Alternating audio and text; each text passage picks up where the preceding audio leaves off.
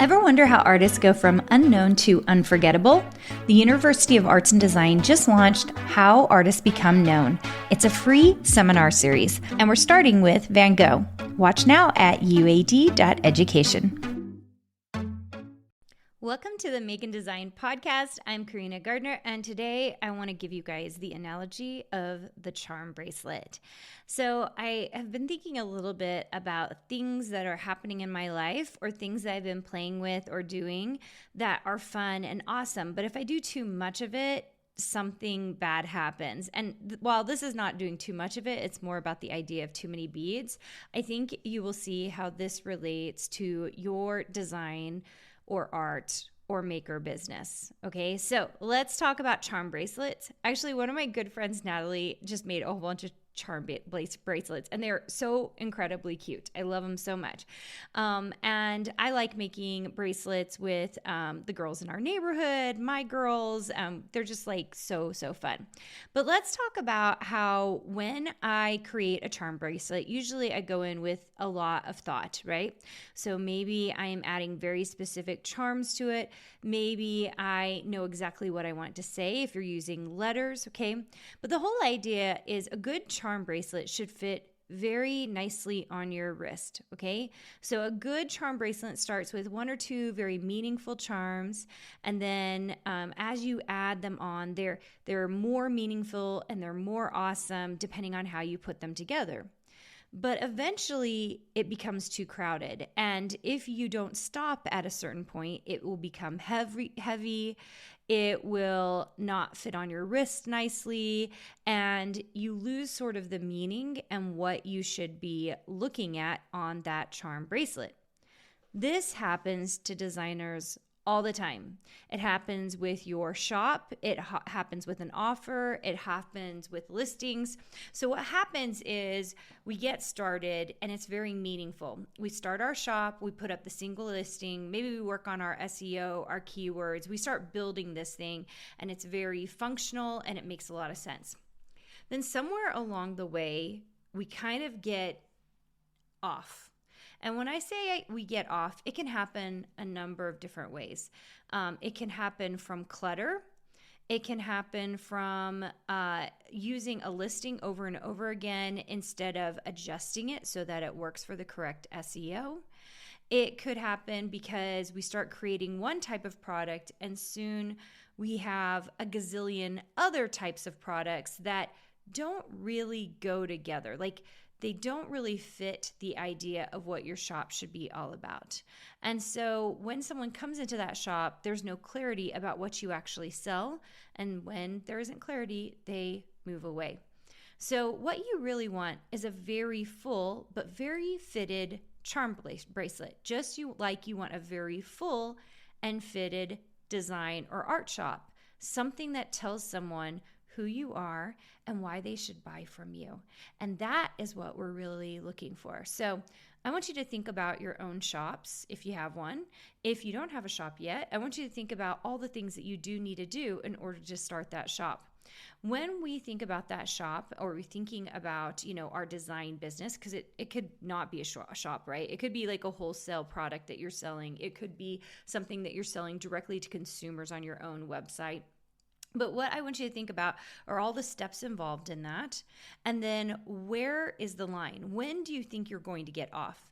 I will tell you that it's very hard to predict. I myself, as I've gone through this, I think about like all the different pivots I've taken.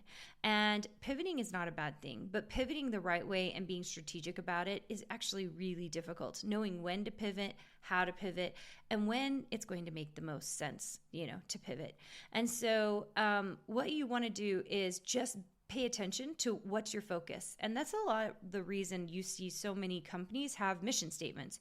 So for example, at the university, we have a really prominent mission statement.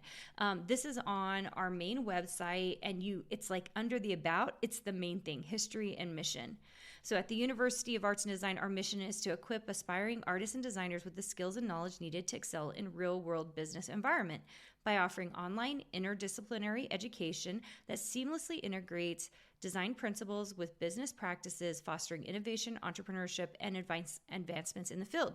So as we sit down and we think of courses that we are going to build, when we're thinking about programs we want to build, we are being very careful that we fit within this mission statement. Why? Because we don't want to get off track, and we don't want to build a full charm bracelet that doesn't make sense. Now, when is a good time to make adjustments to your mission statement or the thing that you're going to do? Well, whenever you recognize that the pivot is going to make the most strategic sense. So it does happen in a lot of businesses that you have to actually change your mission statement or the thing that you are going to do so that you are making sure that you are in alignment. But this shouldn't be happening a lot. This doesn't happen very often, okay, to make sure that you're in alignment. I've been thinking a little bit about this extra full bracelet and making sure that it fits nicely a lot recently. So I know this is coming out probably a little bit after I'm actually doing this or talking about this, but one of the things we did early in July is we posted 22 course listings. I mean, talk about a whole lot of faculty that we have to hire. We know that several of these courses probably will be taught by two or three courses will be taught by one faculty member. But when we posted it, and it's quite in advance, these courses, I spent a lot of time thinking about the learning objectives, thinking about the course learning objectives versus the program learning objectives, and did they fit our mission? Did they fit what we planned on creating and doing? And are we going to have a bracelet that fits nicely? Are we going to have a bracelet that feels like, oh, this is a great fit? When I look down at it, I remember what charms are here, why it's meaningful to me, what is important about it. And that's really a cool thing about really starting out with a great, strong mission for your company, for you as a designer and artist. Now, this doesn't have to be that long. I know ours seems a little bit longer, but it does not have to be long. When we did our Carina Gardner Inc. and our Design Suite mission statements, they were typically one line long, and they're very clear, very straightforward, very clear cut. You can do the same thing, and what you're going to use it as is your guiding statement. That's all a mission statement is anyway. It's a guiding statement to make sure that you keep that bracelet on and it feels still meaningful. Doesn't feel too full, doesn't feel too tight. It feels just right. So a little Goldilocks for you there. I hope this really helps you as you're thinking about what your next steps are. I think this is coming out in the summertime, and this is my time to really reflect on how I want the rest of my year to go. We're halfway through the year. It's, what's the next steps? How are we going to get there? What's the magic that is the next step in my journey? And I think that this can be a really powerful time, especially when we think about new beginnings. And September, August tend to be a lot of new beginnings for people, especially as kids go back to school. And if that is a new beginning for you, I hope that you take a moment this season and figure out, what is your mission? What is your guiding statement that's going to move you forward? I hope this helps, and I'll see you guys soon. Want to hang out more? Go to designsuitecourses.com/free to get our weekly freebies and patterns, die cut files, and more. Can't wait to see you there. I have a gift for you. My third book, The Intentional Design Year, is out, and I want to give you access to read it. To get the digital copy for 1 month for free, go to www.designsuitecourses.com/intentional. Make sure and do the www. Because for some reason, that's the only way it will work.